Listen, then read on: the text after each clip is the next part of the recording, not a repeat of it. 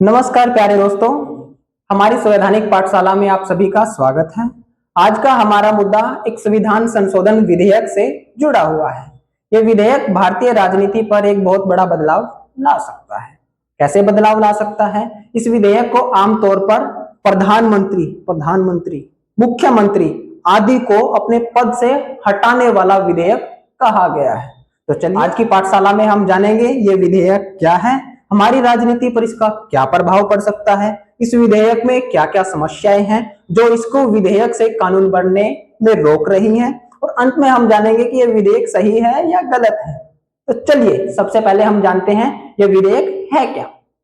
बीते कुछ दिनों पहले भारत के गृह मंत्री अमित शाह सदन में एक विधेयक पेश करते हैं जो हमें बताता है कि मंत्रियों को पद से कैसे हटाया जा सकता है। यह विधेयक बताता है कि भारत के केंद्र मंत्री जैसे कि प्रधानमंत्री या फिर राज्य मंत्री, शिक्षा मंत्री, स्वास्थ्य मंत्री आदि, या फिर राज्य का कोई मंत्री जैसे कि मुख्यमंत्री या फिर कोई अन्य मंत्री, या केंद्र शासित प्रदेश का कोई भी मुख्यमंत्री या अन्य मंत्री आदि को अपने पद से कैसे हटाया जा सकता है। इसमें बताया गया है कि इन मंत्रियों पर अगर कोई भी गंभीर अपराध का आरोप लगता है जिसकी सजा 5 साल तक हो और उस अपराध के आरोप के कारण से हो सकते हैं। अगर 30 दिन तक वो लगातार जेल के अंदर रहते हैं तो केंद्र सरकार का मंत्री है यदि वो मंत्री जिस पर अपराध का आरोप लगा है, तो प्रधानमंत्री राष्ट्रपति को एक सिफारिश डालेंगे कि जी इस मंत्री पर ये आरोप लगा हुआ है, तो प्रधानमंत्री राष्ट्रपति को सिफारिश देंगे, राष्ट्रपति को एक सिफारिश। इसी तरीके से अगर किसी राज्य के मंत्री पर आरोप लगता है तो राज्य का मुख्यमंत्री उस राज्य के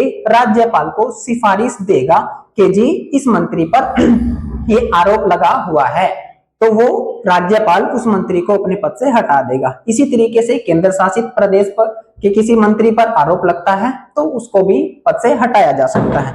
अब एक समस्या उत्पन्न हो सकती है क्या, कि अगर केंद्र सरकार के मंत्री पर राज्य मंत्री पर आरोप लगते हैं लेकिन प्रधानमंत्री या फिर मुख्यमंत्री ना तो राष्ट्रपति को सिफारिश देते हैं और ना ही राज्यपाल को सिफारिश देते हैं, तो उनको पद से कैसे हटाया जा सकता है। इसके समाधान के लिए उन्होंने सीधा लिख दिया, अगर सिफारिश नहीं देते हैं तो 31वें दिन वो मंत्री अपने पद से जुड़ी सारी की सारी शक्तियां खो देगा। 30 दिन तक वो इस्तीफा दे सकता है, प्रधानमंत्री या फिर मुख्यमंत्री की सिफारिश पर उसको पद से हटाया जा सकता है। अगर ऐसा नहीं होता तो 31वें दिन जिस मंत्री पर आरोप लगे हुए हैं तो वो अपने पद से जुड़ी सारी की सारी शक्तियां खो देगा। तो हमने जाना ये विधेयक है क्या है कि केंद्र मंत्री, राज्य मंत्री, केंद्र शासित प्रदेश का कोई भी मंत्री 30 दिन तक अगर किसी गंभीर अपराध के आरोप में जेल में रहता है तो वो अपने पद को खो सकता है। अब हम जानते हैं कि इसके प्रभाव क्या हो सकते हैं। इसके कुछ सकारात्मक प्रभाव हमें देखने को मिल सकते हैं, जैसे कि एक सकारात्मक प्रभाव जो बड़ी ही अहमियत रखता है ये है कि ये मंत्रियों को कुछ असंवैधानिक कार्य करने से रोकता तो है ही, है ना। अगर कोई भी मंत्री कुछ असंवैधानिक या फिर गलत काम करता है और उसके कारण वो लगातार 30 दिन जेल के अंदर रहता है तो उसको उसके पद से हटाया जा सकता है।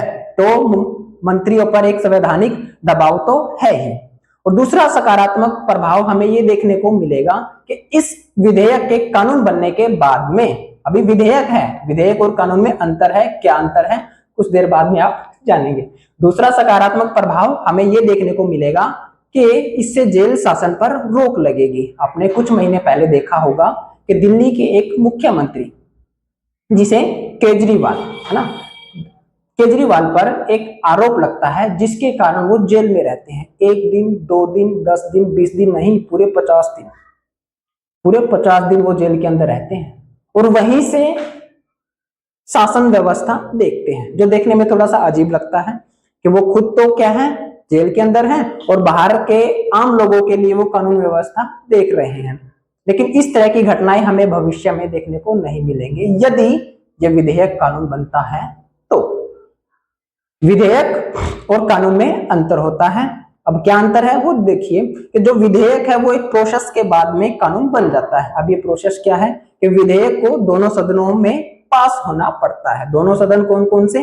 लोकसभा और राज्यसभा। लोकसभा और राज्यसभा के सदस्यों में आम सहमति अगर बनती है तो उसे राष्ट्रपति की सहमति के लिए राष्ट्रपति के पास में भेज दिया जाता है। अगर राष्ट्रपति को लगता है ये कानून देश हित में है तो उसको वह स्वीकृति दे देते हैं और इस प्रकार कोई भी विधेयक कानून बन जाता है। तो हम कह सकते हैं कि विधेयक की कानून बनने की यात्रा क्या है? दोनों सदनों में पास होना।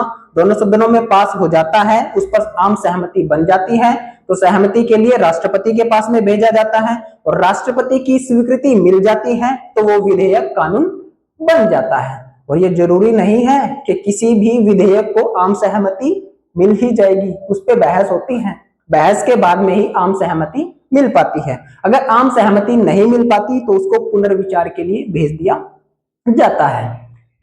और इस कानून के विषय में देखें तो इस पर भी आम सहमति नहीं बन पाई है। तो इस पर आम सहमति क्यों नहीं बन पाई है, उसकी कुछ समस्याएं हैं। तो चलिए अब हम इसकी समस्याओं के बारे में बात करते हैं। और ये छोटी समस्याएं नहीं है, बड़ी गंभीर समस्याएं हैं जिनकी वजह से शायद ये विधेयक कानून ना बन पाए। अब ये क्या समस्याएं हैं?